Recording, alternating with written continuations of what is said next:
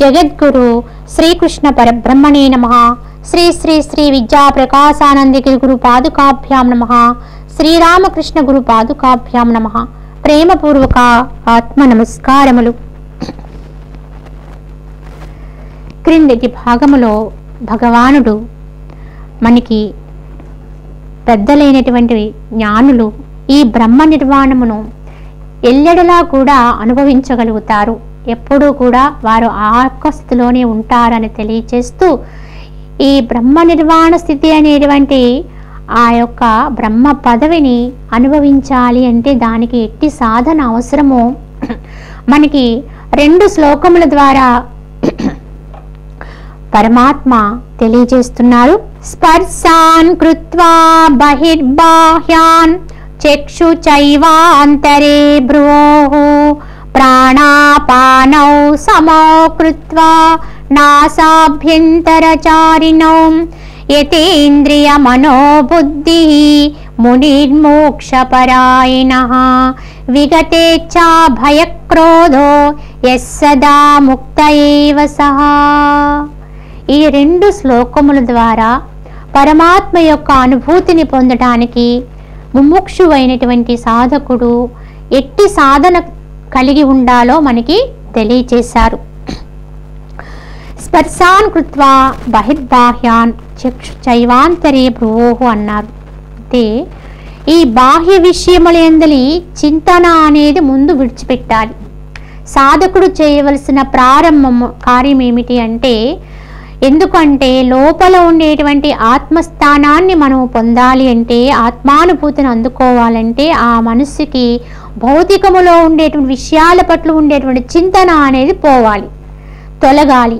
అలా తొలగాలి అంటే, ఆ చింతన తొలగాలి అంటే ఆ మనసుకి భౌతికం పట్ల అవగాహన ఉండాలి. అది అక్కడ ఏమీ లేదు, అది ఒక భ్రమ, ఒక కళ లాంటిదే, కళ్ళ.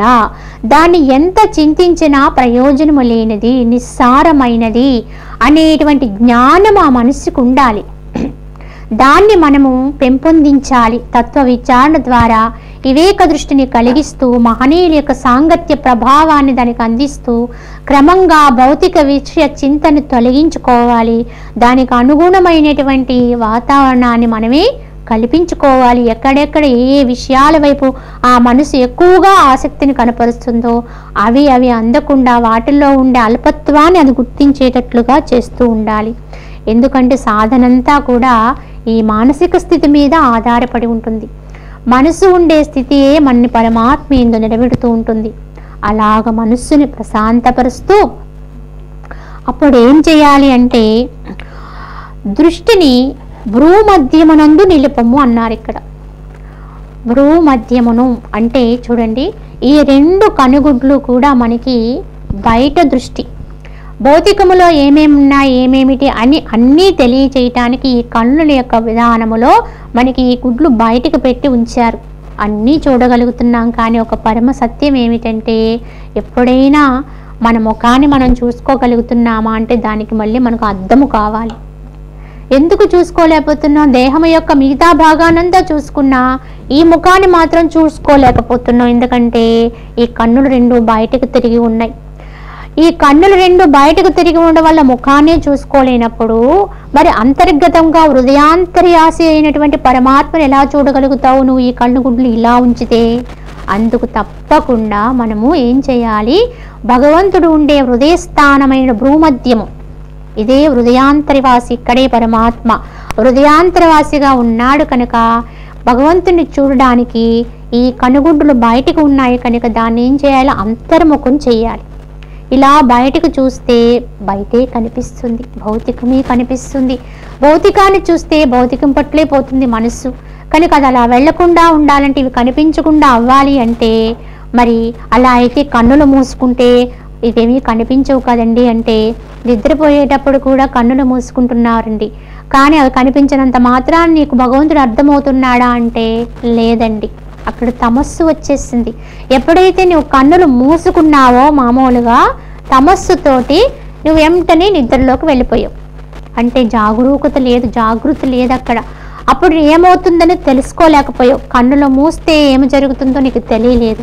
అందుకేం చేయాలి, ఆ విధంగా కాకుండా కన్నులు తెరుచుకుని కూడా ఈ కన్ను చూడబడేటువంటి ఈ కన్ను దేని సహాయంతో చూస్తున్నాయో ఆ కన్నుని యొక్క దృష్టిని లోపలికి తిప్పాలి. అదే అంతర్ముఖత్వ స్థితి అన్నారు. కానీ ఎక్కడికి తిప్పాలి అంటే భ్రూమధ్యే, అంటే ఈ రెండు కనుబొమ్మల యొక్క మధ్యస్థ భాగములో ఉండే భాగాన్ని భ్రూమధ్య స్థానము. ఇదే భగవంతునికి నిలయమైనటువంటి స్థానం, హృదయ స్థానము. ఆ చోటికి నీ కనుగుడ్లు రెండు కూడా ఆ వైపుకు చూస్తున్నట్టుగా దాన్ని దృష్టిని నిలిపి ఉంచి అటు పిమ్మట ఏం చేయాలి, భ్రూమధ్యమును దృష్టిని నిలిపి నాసికాపుటములందు వర్తించేటువంటి ప్రాణ అపాన వాయువులను సమానమునర్చి అన్నారు.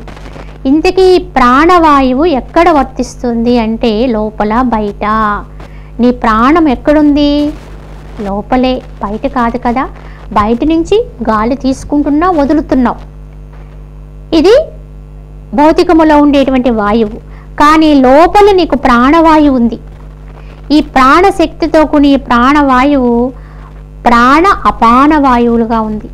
అంటే ఈ లోపల ఎప్పుడూ కూడా తిరుగాడుతూ ఉండేటువంటి ఈ యొక్క లోపల ఉండే ప్రాణవాయువు పై భాగమునకు పోతున్నప్పుడు ప్రాణశక్తిగాను ప్రాణవాయువుగా, క్రిందికి వస్తున్నప్పుడు అపానంగాను మారుతూ ఉంటుంది. మన దేహంలోనే ప్రాణ అపాన ఉదాన వ్యాన సమాన అనేటువంటి వాయువు, ఈ వాయువే 5 భాగాలుగా విభజింపబడి ఉంది. అందులో ఊర్ధ్వ భాగంలో ఉండే వాయువుని ప్రాణవాయువుగాను, దిగువ భాగంలో ఉండేదాన్ని అపానముగాను చెప్తారు.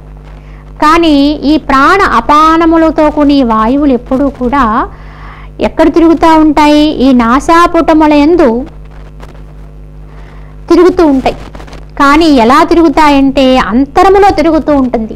ఈ నాసికాపుటముల యొక్క అంతరములో లోపల ప్రాణ అపానములు తిరుగుతూ ఉంటాయి. కనుక ఆ తిరిగేటువంటి వాయువులు రెండింటినీ కూడా ప్రాణవాయువుని అపాన వాయువుని కూడా సమానం చేయమన్నారు ఇక్కడ.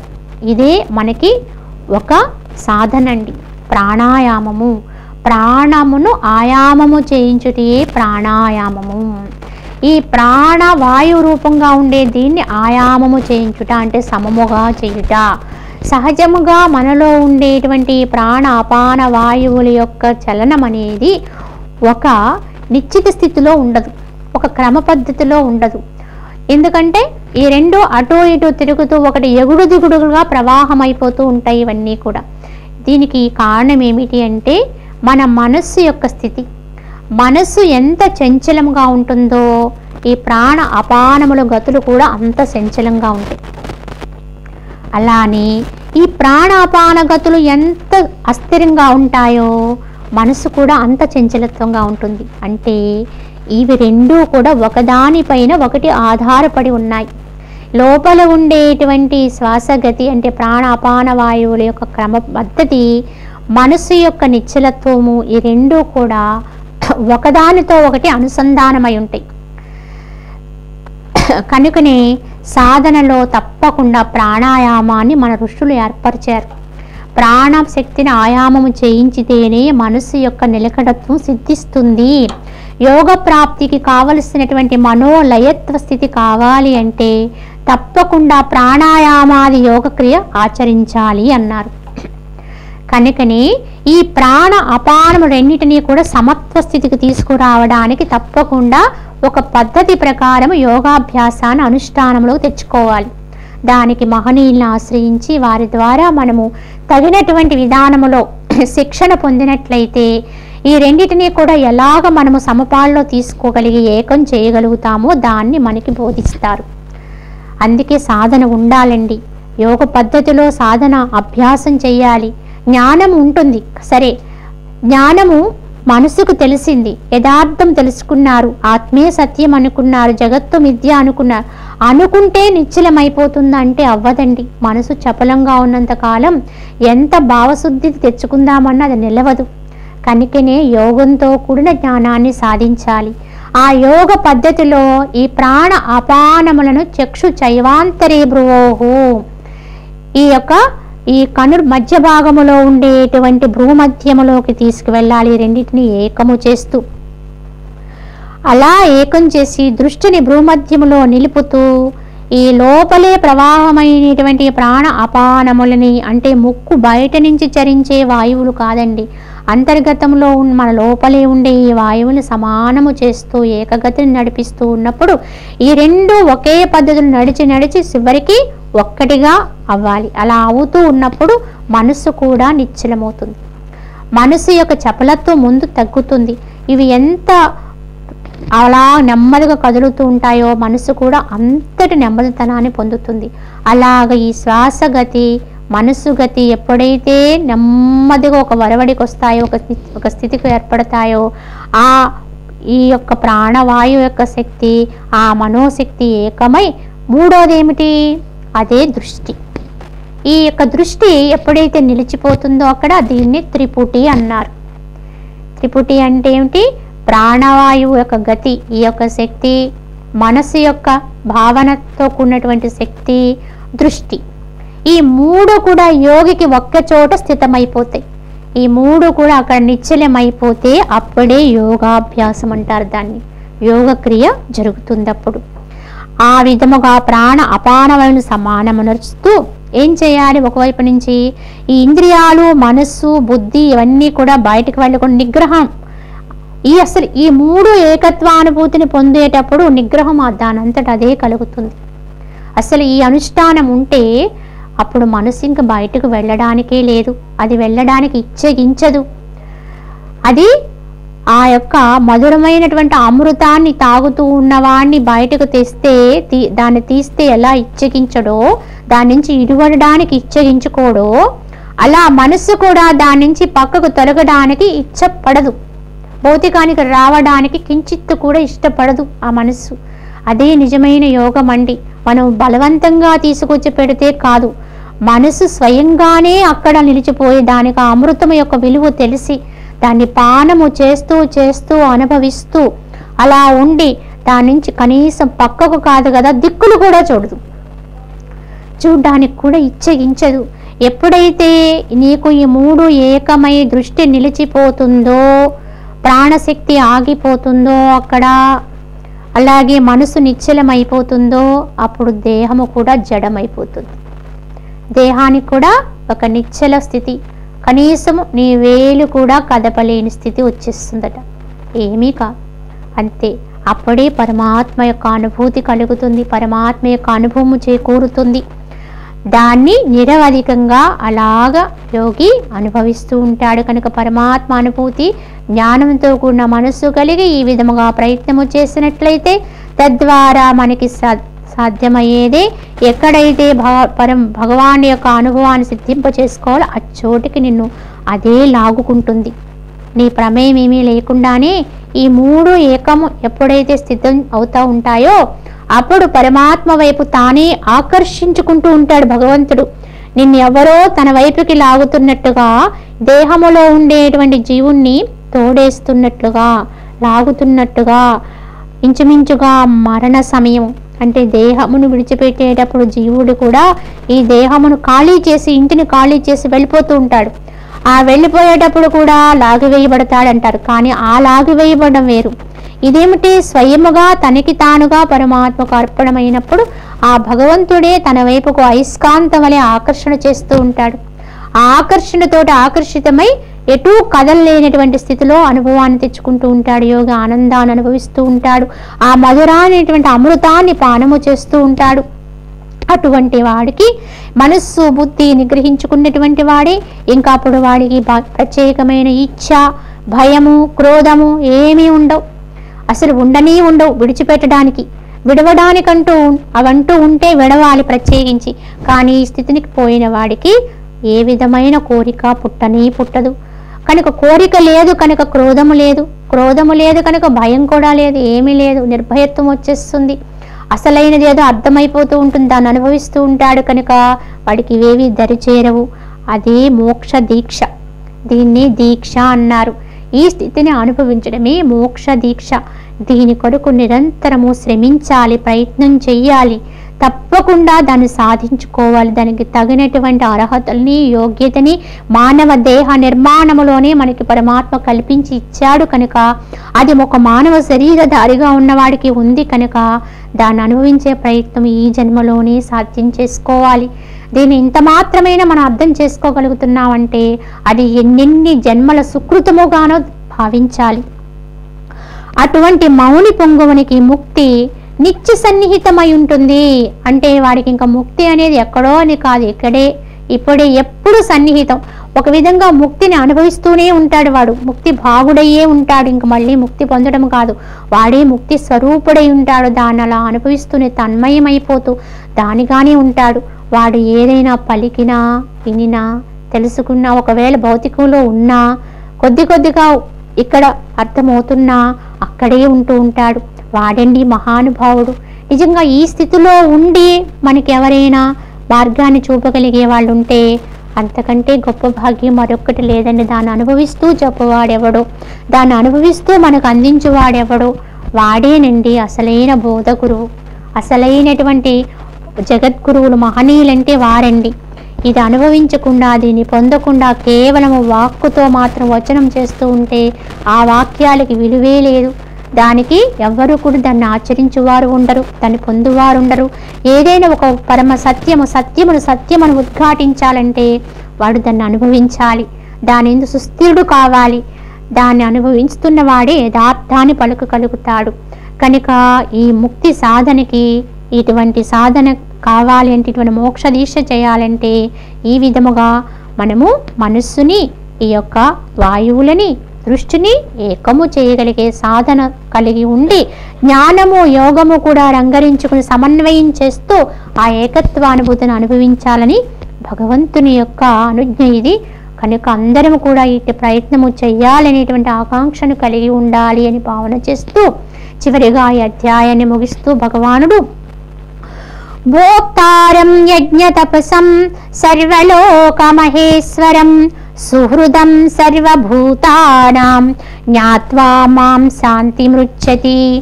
తపో యజ్ఞ ఫలములకు భోక్తయు, సర్వలోకములకు ప్రభుడును, సమస్త భూతములకు ఆప్తమిత్రుడు అయినటువంటి నన్నెరింగి పురుషుడు శాంతిని పొందుచున్నాడు. భగవానుడు చెప్పినటువంటి అటువంటి మోక్ష దీక్షని అవలంబిస్తున్నటువంటి వాడు దేనిని అనుభవిస్తాడు అంటే, తపోయజ్ఞ ఫలములకు ఏదైతే భోక్తో, తపస్సుకి, యజ్ఞానికి, ఇత్యాది కర్మాచరణలన్నిటికీ కూడా ఏది మూలమో దానంతటికీ భోక్త ఎవరో, సర్వలోకములకి కూడా ప్రభు ఎవరో, ఈశ్వరుడు ఎవరో, అన్ని లోకములకి కూడా అధినాయకుడెవరో, అలాగే సమస్త మిత్రులకి కూడా ఆయనే హితుడు.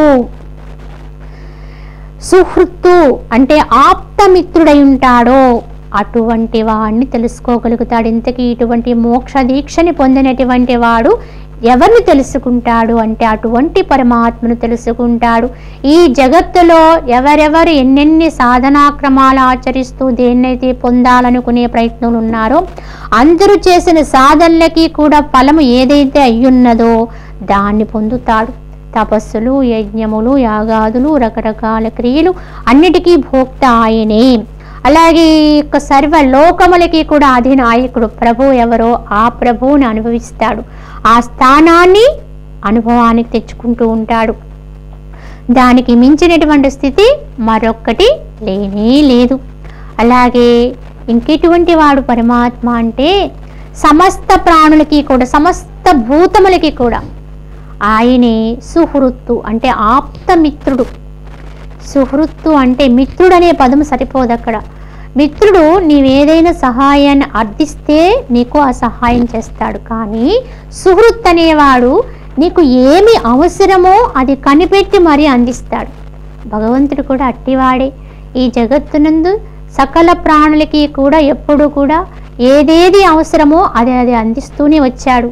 అడిగితే ఇచ్చాడా అంటే కాదండి, అడగకుండానే నువ్వు నివసించడానికి, నువ్వు ఉండడానికి, నువ్వు చివరికి పరమాత్మను చేరుకోవడానికి కూడా ఏమేమి అవసరమో అన్ని విధానాలని కూడా నీకు కల్పించాడు. అసలు ఈ సత్యాన్ని మనము ఈ జగత్తు నిర్మాణాన్ని చూసి, అలాగే మన దేహ నిర్మాణాన్ని చూసి కూడా అర్థం చేసుకోవచ్చు. ఎంత గొప్పవాడు అయినా ఆయన మించినటువంటి నిర్మాణకర్త ఇంకెవరైనా ఉన్నారండి? ఇప్పుడు చదువుకునేటువంటి చదువులు ఎందుకైనా పనికొస్తాయా అంటే ఇవన్నీ దాని ముందు ఒక పక్కకు కూడా రావండి, ఒక మూలకు కూడా రావు. ఏదో మనము తెలుసుకున్నా అది ఎంతండి అంటే ఆ అనంతములో ఇంతండి. మనం తెలుసుకున్నది ఆవగింజంత అంతే. దానికి మనకి ఇంత గొప్ప గర్వాన్ని పెంచుకుంటున్నాం.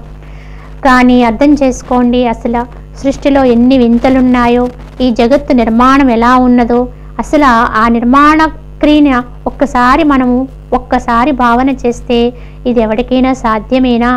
ఈ వెలుగుతున్న బంతులన్నీ ఇలాగ ఖగోళంలో తిరుగుతూ కూడా దేన్ని కూడా ఢీకట్టుకోకుండా మరి ఇలా దీన్ని ఏర్పాటు చేశాడు అంటే అది పరమాత్మ సృష్టి. ఇది మానవ మాత్రుడికి సాధ్యమయ్యేది కాదండి. పంచభూతాల యొక్క అవతరణ ఇది పరమాత్మ యొక్క సృష్టిలో అంతర్భాగము. దీన్ని ఎవరైనా సృష్టించగలరండి? ఆ పంచభూతాలను వాడుకుని నువ్వేదైనా సాధ్యం చేయగలవు తప్ప పంచభూతాలను నువ్వు సృష్టించలేవు. అలానే దేహ నిర్మాణం, మన యొక్క దేహ నిర్మాణాన్ని గమనించుకోండి. అసలు ఇక్కడ ఈ దేహములో పెట్టినటువంటి నాడులు, వీటి యొక్క అనుసంధానం, వీటి యొక్క విధానం, వీటి యొక్క కర్మాచరణ మరి ఎంత నిపుణత్వంతో కలిగిన వాడు చేయగలడండి అంటే ఎవరికైనా. ఈ బయట కనిపిస్తున్న ఆకృతిని అయితే మన వాళ్ళు ఒక బొమ్మలు తయారు చేస్తారు, సరే రోబోలు తయారు చేస్తున్నారు అంటే కొంతవరకే. కానీ రోబోకి మనసు లేదు కదా, దానికి కూడా వెనకాల దాన్ని మనమే సంసిద్ధ చేయాలి. కానీ అంతకంటే గొప్పది అసలు మానవుడి యొక్క మెదడు అనేది ఎన్ని విషయాలు ఎంతగా అసలు దాని లోపల ఉండేటువంటి అంతర్రహస్యం ఇప్పటికి కూడా మనిషికి అర్థం కాలేదట. మరి భగవంతుడి సృష్టి ఎంత గొప్పదో తెలుసుకోండి. ఇంత గొప్ప రహస్యాన్ని ఇమిడ్చి కూడా మనిషి మహాత్ముడవటానికి, మహనీయుడవడానికి, ఇంకా చెప్పాలంటే ఆ పరమాత్మ యొక్క తన స్వరూపంగానే మనిషిని మార్చడానికి ఏమేమి అవసరమో అలాంటి ఒక పద్ధతిని, ఒక యోగ క్రమానుగుణంగా వర్తించే విధానాన్ని కూడా దేహ నిర్మాణం యొక్క అంతర్భాగమున మరి ఇమిచ్చాడు అంటే మరి ఆయన యొక్క శైలి ఎంత గొప్పదండి.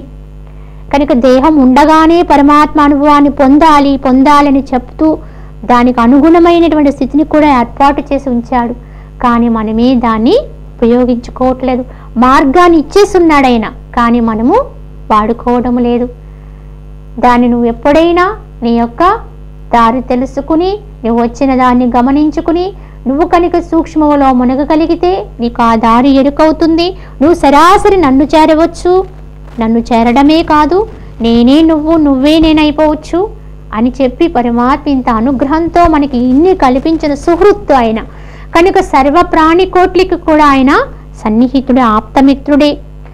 అటువంటి పరమాత్మని అయినటువంటి నన్ను ఎరింగుతాడు. ఇంతకీ మోక్ష దీక్ష అనేటువంటి దీక్షని అనుష్ఠానములో ఎవరైతే అభ్యాసం చేస్తూ ఉంటారో, సాధనా క్రమంలో నిరంతరము అటువంటి స్థితిని తమ జీవితంలో తన జీవితమే అదిగా భావన చేస్తూ ఈ జీవితానికి అర్థమే అదిగా తెలుసుకుంటారో అటువంటి వారు ఇటువంటి తత్వాన్ని అర్థం చేసుకుంటారు. అంటే ఇంతకు మించింది ఇంక ఏమీ లేదు అనే పరమసత్యాన్ని అనుభవానికి తెచ్చుకుంటారు. సకల యజ్ఞములకి కూడా భోక్త, సర్వలోకాలకి కూడా నియామకుడు, అలాగే అన్ని భూతాలకి ఆప్తమిత్రుడు, అన్ని ప్రాణులకి కూడా ఎవరెవరికి ఏమేమి కావాలి, ఎలా అన్నీ కూడా ఆయనే ఇచ్చినటువంటి వాడు ఆప్తమిత్రుడైనటువంటి నన్ను ఎరింగి, అటువంటి పురుషుడు నన్ను ఎరింగిన వాడే పురుషుడవుతాడు. అటువంటి పురుషుడు ఏమి పొందుతాడు? ఇంతకీ ఈ అధ్యాయాన్ని ముగిస్తూ భగవానుడు చివరిగా ఇచ్చినటువంటి బహుమతి అంటే ఫలము ఏమై ఉన్నది అంటే శాంతిని పొందుతున్నాడు అన్నారు. అంటే ఇంకా పరాకాష్ఠలో చివరికి అందరూ పొందవలసింది ఏమిటి అంటే శాంతి. ఈ పరమ శాంతియే మోక్షము. కనుక మోక్షము అంటే ఇంకా ఏదో వేరే పదార్థము లేదా పదవో మాత్రము కాదు. ఎక్కడైతే నిరవధిక శాంతి కలుగుతుందో, నిరవధికమైనటువంటి ఆ అక్షయ ఆనందాన్ని అనుభవిస్తూ ఉంటాడో ఆ శాంతి స్థానమే ముక్తి స్థానము. అటువంటి శాంతిని పొందగలుగుతాడు అని చెప్పి పరమాత్మ మనకి తెలియజేస్తున్నారు. కనుక అందరము కూడా దాని కొరకే ప్రయత్నం చేయగలిగిన వారమై ఉండాలి.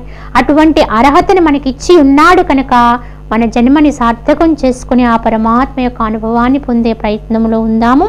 ఈ అధ్యాయాన్ని భగవాన్ ఇక్కడితో ముగిస్తూ హరి ఓం తత్సత్ ఇది శ్రీమద్భగవద్గీతాసు ఉపనిషత్సు బ్రహ్మ విద్యాయాం యోగశాస్త్రే శ్రీకృష్ణార్జున సంవాదే కర్మ సన్యాస యోగో నామ పంచమోధ్యాయః. సర్వం శ్రీకృష్ణ పరబ్రహ్మార్పణమస్తు. ఇక్కడతో మనకి పరమాత్మ 5వ అధ్యాయమైనటువంటి కర్మ సన్యాస యోగాన్ని ముగించారు. మరి వచ్చే అధ్యాయమైన సర్వం శ్రీకృష్ణ ఇక్కడతో మన యోగాన్ని ముగించారు.